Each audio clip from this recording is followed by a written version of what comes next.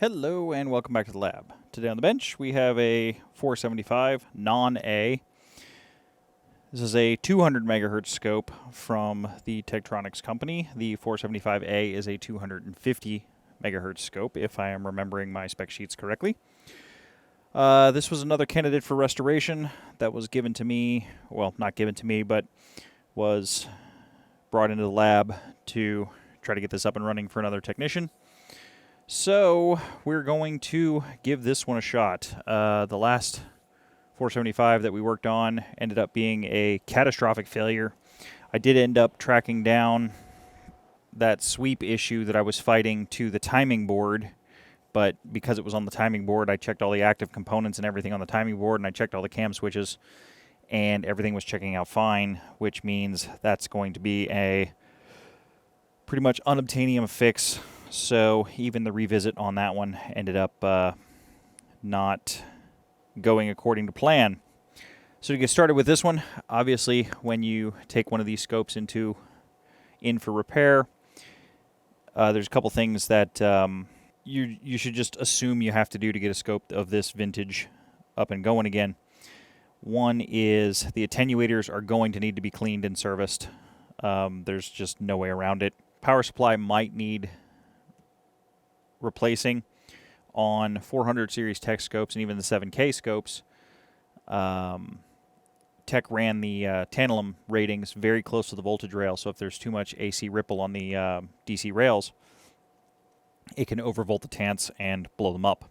So checking the power supply rails, and this is just some general functionality. The 475s have a known transistor fault that we'll need to address. It's on the trigger board. There's about 15 transistors that need to be replaced before a calibration is even attempted. Also, the high voltage components in a 4.7 and up scope are not aging as best as they can, so some of the high voltage multipliers are failing and things like that, but that can be an unobtainium part, so those can be very hard to source as well. So if you're thinking about adding one of these to the bench, there's some stuff we got to make sure first. This scope is in actually pretty amazing condition, aside from both skirted knobs are cracked. Won't affect our ability to restore or repair and align the scope, and these can be replaced without opening the scope. So if the scope's owner would like, definitely going to need some knobs.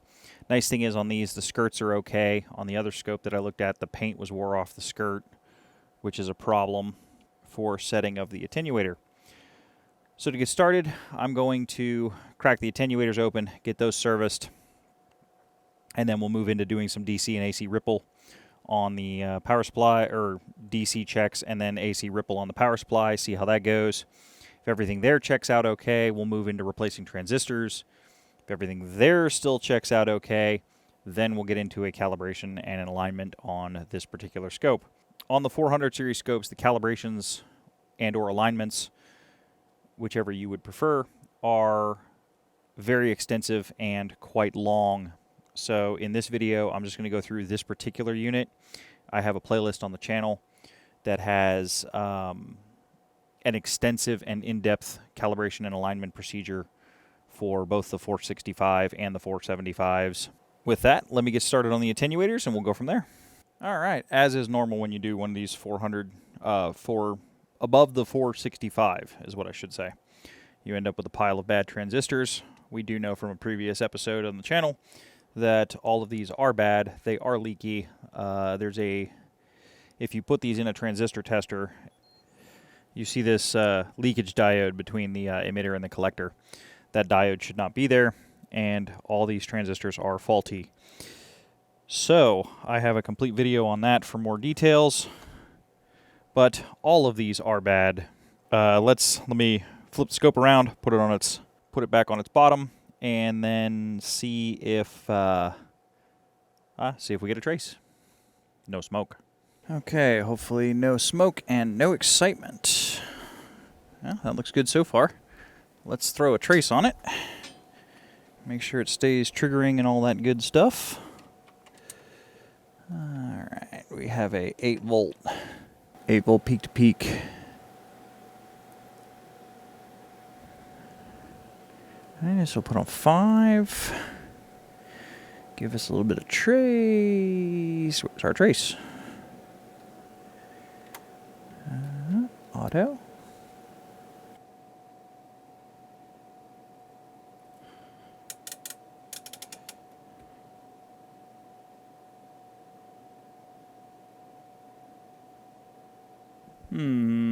That's not good. I have a trace, I just don't have blanking. What is going on here? All right, let's take a look. One of my replacement transistors right there had a base collector short, so that's why I wasn't getting blanking. Let's try this one more time. All right, once more with scope trace. There we go. Running that a little hot. All right, let's put some signal in here. Make sure we trigger and do all kinds of good stuff. It's still running a little hot. Wow, that tube's actually pretty fresh.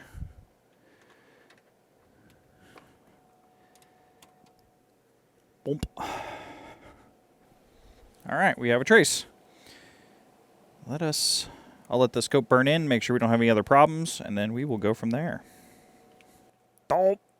Considering that I was putting in 8 volts peak to peak, I was trying to figure out why it was coming in a little low, and my attenuator was smashed, or my variable was all the way down. So with uncal off, everything's good to go.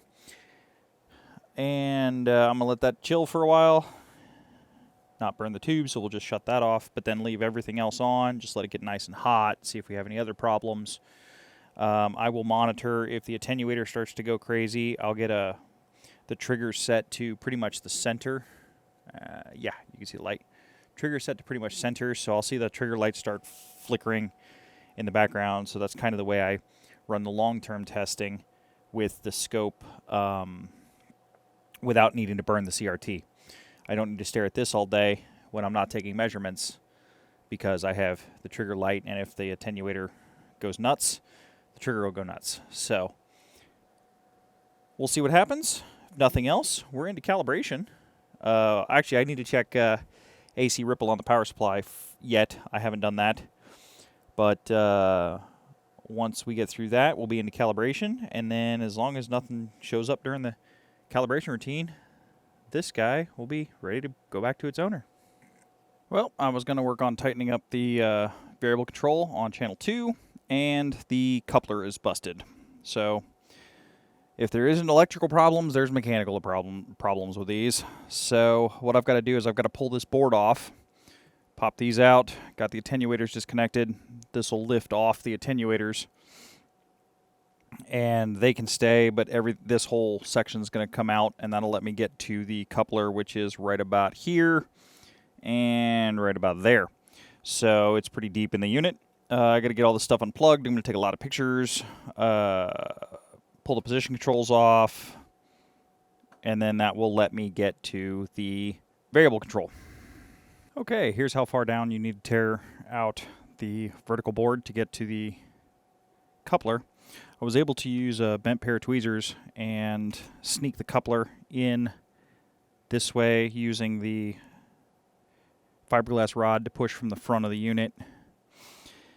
What switch is this? The invert switch needs to be disconnected. There's a capacitor that's soldered in right here that needs to be disconnected. There is a ground strap that is soldered underneath the high voltage board that needs to be disconnected.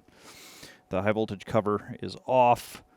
You actually don't need to take out the Peltoa connectors. They can stay, but the attenuators need to be disconnected, and the stuff on the bottom needs to be disconnected, and the board will kind of rock this way to get at that coupler. This Peltoa connector is pretty fixed, so it's got to be unplugged. This is the connector that broke, and the aluminum actually failed on this one. It just cracked in half. Oddly enough, it did not crack at the screws. It cracked at the joints for the plastic, which is fine. Now I just dropped that and I'm going to step on it and that's going to hurt. So as always, before you take something like this apart, take a ton of pictures. I have a digital camera that is probably one of my more used tools in the lab. And I take lots of pictures on all the units so I can get stuff plugged back in where it goes. The other thing that needs to come out for this is the bandwidth limit switch. That just unscrews and pulls out the front. I'll have to put all that back together. So on this particular design also, the attenuators will not come out because there's a metal tab that goes underneath the vertical board. So if you did have to take the attenuators out to service them on this particular unit, not 475 non-A, you will need to remove the vertical board, undo some solder connections, like here's another solder connection, ground strap for the attenuator board itself. So definitely harder to get these out than the 475A and 465. I think that's about it. I've got the new coupler in. It's all set up and good to go. So now I got to put it all back together.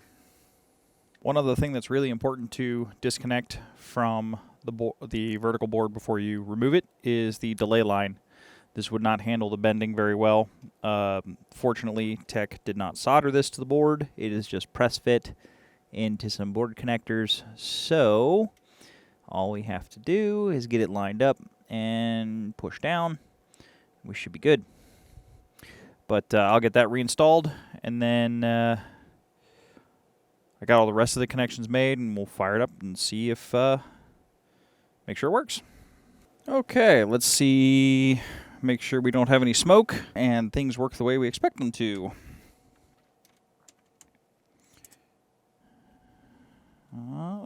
We didn't even turn on. That means I plugged the wrong plug in. That one out. This one in. There we go. Okay, we're channel 1. And my front panel looks okay. Let's get some trace. Very cool. All right, I have some sine waves coming out of the 200 CD that we did in a previous video. And there we go. All right, happy with that. So I'm going to let this cook for a little bit, but while it's cooking, I'm going to check the ripple in the power supplies, see if there's anything we have to do on the power rails. But other than that, the scope is actually behaving fairly well. We can see no noise on the attenuators, which is good. And everything's good to go. I've put the attenuator shields back on. That's kind of one of those things. Did I do everything right, or should I check it before I put the attenuator shields on? I figured we did everything okay, so I threw it all back together. So it's 100% back together. I am now just waiting for it to warm up, and then I'll do AC ripple checks on the power supply. As long as everything passes there, we should be into calibration territory. I am not going to do a full calibration in this video because I have done a full calibration on a 475 already, and there's a playlist on the channel for that. But I will show some highlights of the calibration process, like the high frequency compensation and the gain and things like that. So there'll be a little bit of that coming up for those that are interested, but this one's looking pretty good. Okay, so I checked the supplies for ripple, and the only supply that has any appreciable ripple on it is on the 110 volt rail, but it only has a millivolt of ripple on 110 volts. Everything else is below a millivolt, so everything is doing very well. This scope is now ready for a calibration, and I'm going to get started with that, but I need to let my rubidium stabilize because it fell out of sync again. So I have a feeling that was because of clock change. I am in the US and we do that weird daylight savings time thing. So all our clocks changed, and I think that's what kicked it out of sync with the 1 pulse per second. So I'm going to let that stabilize for a little bit, a day or two, and then I will get into a calibration. Okay, I was working on the attenuator compensations, and I have a late service model for this scope, and I wanted to call out this table is wrong. 5 volts, 0.5 volts is C31 and 30, 5 volts is C33 and 32. So the 0.5 volts and the 5 volts are switched in this table, they're backwards. Okay, as patrons have asked me to leave the mistakes in, so be it. When I said the graph on the chart was wrong, that's not actually wrong, that's right. My measurement setup was screwed up. It's a 10x probe, but I was using a RC normalizer, which doesn't activate the LED light. So I was adjusting things over here when I was adjusting things when I should have been adjusting things over here, and I was off by a factor of 10. It'll work. The RC normalizer will work. It's not a problem. It's just you have to use the numbers on the 10x side as opposed to the 1x side. So I was off by an order of magnitude, and I had 2 attenuators that were messing with the signal as opposed to 1, which is why it was giving me some grief to align. This is all set up now. I need to move this probe down and do channel 2. The important part of using the RC normalizer is not to get the input capacitance exactly at 20 picofarads. It's so you don't have to adjust the probe compensation if you change ranges. So the most important part about doing this is getting the range selector correct versus absolute capacitance. Absolute capacitance is always secondary to functionality. And with that happy screen, this scope is calibrated and ready to go. The high frequency compensation on this did need a little bit to be adjusted. The vertical amp was fine. The individual channels, though, were way over-peaked, and but it's back into spec now.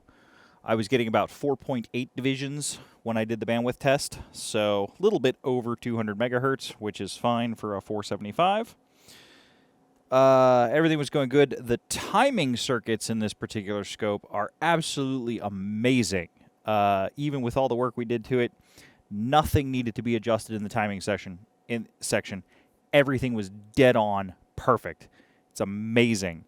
And that's up against my rubidium, which is synced to my GPS. So I have a very good clock in the lab for doing these time references, and this scope performed fantastically well during that testing. The one thing that did kind of burn out on me was the calibrator. Obviously, I have the calibrator back, so let's get into what actually happened there. So, it is quite rare, at least in my experience, to have calibrator problems with one of these scopes. They're fairly simple. We have an astable vibrator consisting of this transistor, and then a power amplifier consisting of this transistor. That then goes into an amplitude adjustment, along with this is the output to the current loop on the front of the scope. So I checked this transistor and that one was fine, and then I checked this transistor as well, and that was fine as well. So I was kind of scratching my head going, okay, all 3 transistors are testing okay, but I'm still not getting any output. So I checked base drive on this transistor, and I was getting plenty of square wave base drive on Q1520 or 1512. And then I checked collector drive, and there was nothing. So even though the transistor was testing okay with my rudimentary transistor tester, it was failing in circuit. So grabbed another transistor, popped it in, and I ended up having a momentary base drive where it just came back for half a second, and I shifted the scope and it went away again. Well, that told me that the multivibrator was at least starting. And then confirming that transistor was bad, we replaced it, and then it started working. Just needed to run through a amplitude calibration, which was not a problem. So this scope's ready to go back in its case. I will do that now and then bring you guys back. And there we go, all buttoned up and back in its case. This one is ready to go back to its owner. We have the dish of shame. As usual for a 475, we have a myriad of transistors that needed to be replaced. a rebuild on one of these takes a significant amount of time. To do if everything goes right and nothing needs to be repaired, this one needed some very minor repairs, the calibrator being the main piece. Servicing the attenuators, doing everything like that, checking the power supply, letting it burn on the desk for a while, making sure it doesn't have any problems, coming back, doing the alignment and the calibration, just doing an alignment on one of these, full alignment, everything. It's about 8 hours worth of work to get one of these done. So it is not a short undertaking to do a 400 series scope, especially one of these 475s or 475As with all those transistor problems. Even knowing which transistors need to be replaced, that still takes about 2.5, 3 hours. So not a inconsequential undertaking, but I'm glad this one's back up and ready to go. This gets moved to the done shelf, and we will see what's next for the bench. As always, I hope you enjoyed watching and taking a look at some of this older gear, giving it a new lease on life. Thank you to everybody who's joined us, as well as and especially to the patrons who help keep the lights on. I read all the comments in the comment section below. Check the description if there's any links that are attached to this video. I'll probably link to the playlist on the full alignment and calibration on one of these scopes, just in case you found this as the first video. And as always, more is always on the way, and I will see everyone in the next video.